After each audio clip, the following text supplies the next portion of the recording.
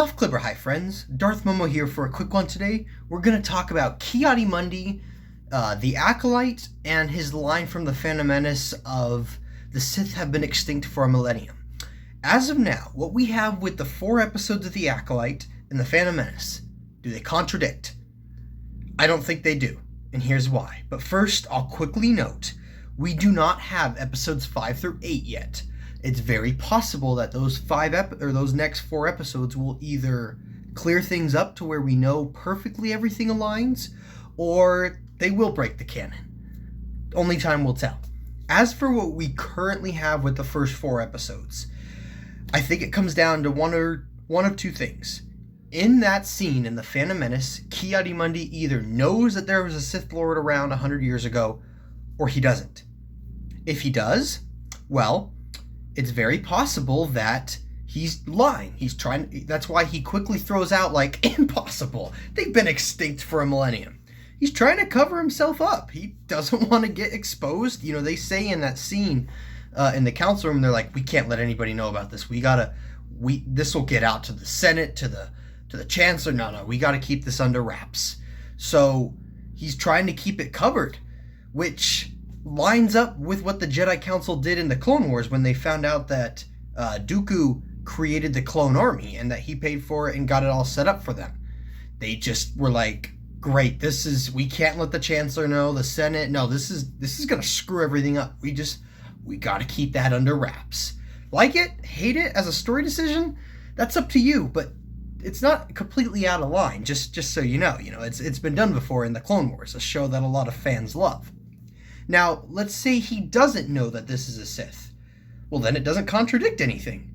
You know, he doesn't know about the Sith being around, so then he says, yeah, the Sith have been extinct for a millennium, which might make you wonder, okay, but how are we supposed to buy that when he's aware of the spree of Jedi killings?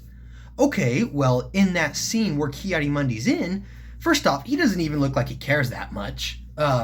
Though he doesn't seem to care about a lot of stuff for what we've seen in the Clone Wars and prequels. He's just, nothing phases him, right? But let's say, we look at that scene, right? Well, the first thing Vernestor Rowe throws out is, this is obviously a rogue Jedi.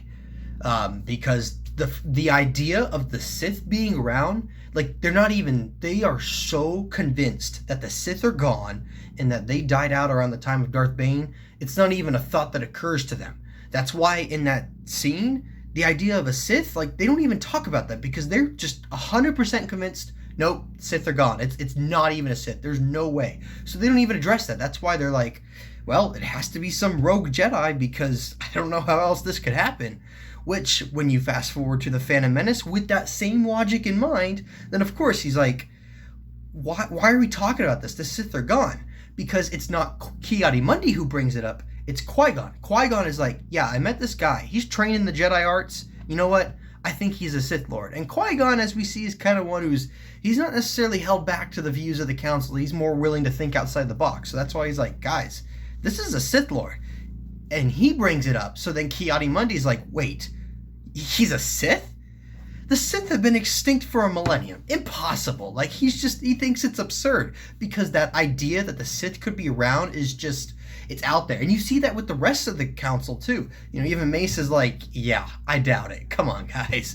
They truly believe that the Sith are gone. So that's why the Acolyte doesn't bother it, as of what we know in these first 4 episodes. I fully am aware that the next 4 episodes could change everything. We don't know. But with what we have now, I think we just need to cool our jets and just see what happens over the next few weeks. It kind of reminds me of some of the issues that popped up with Obi-Wan Kenobi. Whether you like or hate how the show tied everything up, that's up to you. I personally don't care for it. But regardless, you could still say on a technicality, Kenobi lines up with the canon.